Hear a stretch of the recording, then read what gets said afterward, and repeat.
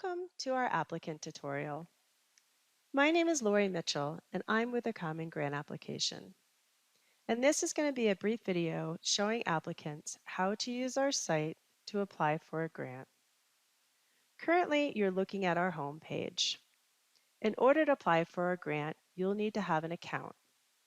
You can register by going to the Sign Up button on the upper right-hand corner and creating a username and password to log in.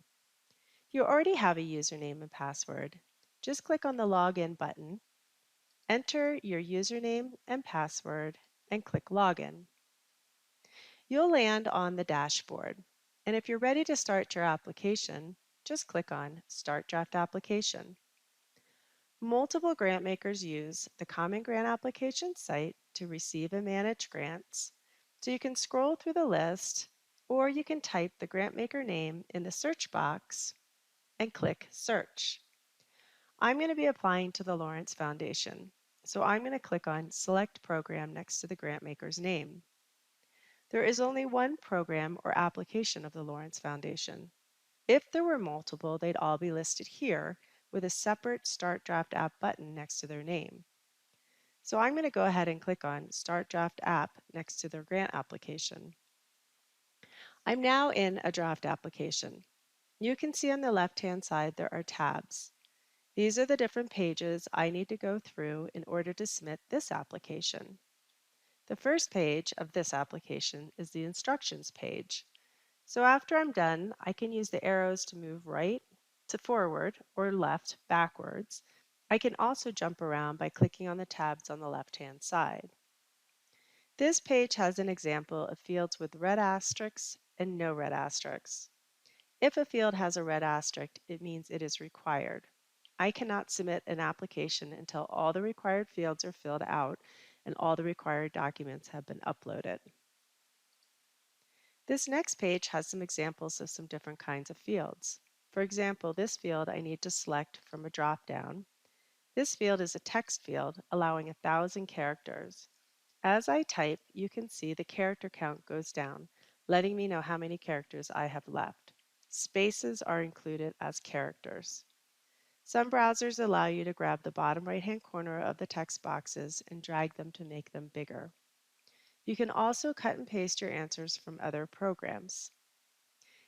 If you move from one page to the next by using the arrows to move forward or backward, or you click the tabs on the left-hand side, your information, as you can see, will automatically be saved. But if you're going to be entering a lot of information and be on one page for an extended period of time, I recommend clicking the Save button periodically. After you save your work, if there's any issues, it will be listed at the top. If everything went correctly, you will also receive a message saying your changes were saved. This page shows an example of documents that need to be uploaded. So my tax determination letter is required, so I need to upload it in order to submit this application.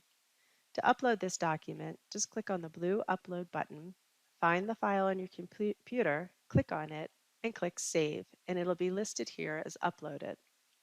If there's no red asterisk for the documents, it is optional. The last page is the same as clicking on the Preview Check Application button. In this case, I have a big red Not Ready for Submission.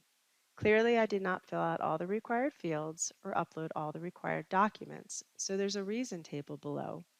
So for example, on the primary contact page, my first name field is empty. I can click on the link here or here and go back and correct it. Once everything is corrected, it doesn't matter what page I'm on, this button, the Submit Application button, will turn green. I can click on it and submit my application.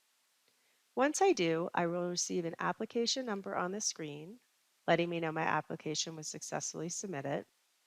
I will also receive an email confirmation letting me know my application was successfully submitted, and I can find a copy of my submitted application off of my dashboard on my Grants tab, which I will show you in a moment. While you're working on the draft application, however, if you would like to download what you've entered and read it offline, you can click the PDF download button here.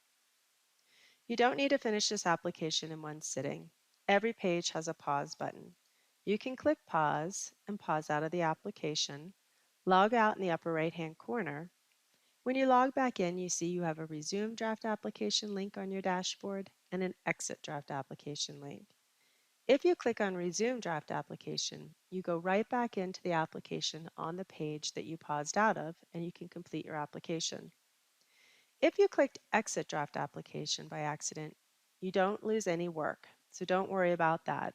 If you did that by accident, just click on Start Draft Application, find the grant maker, click on the application or program you were in, and go back into it.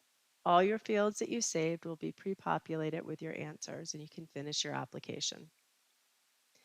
If you have any questions for the Common Grant application, please do not hesitate to contact us. Good luck with your application.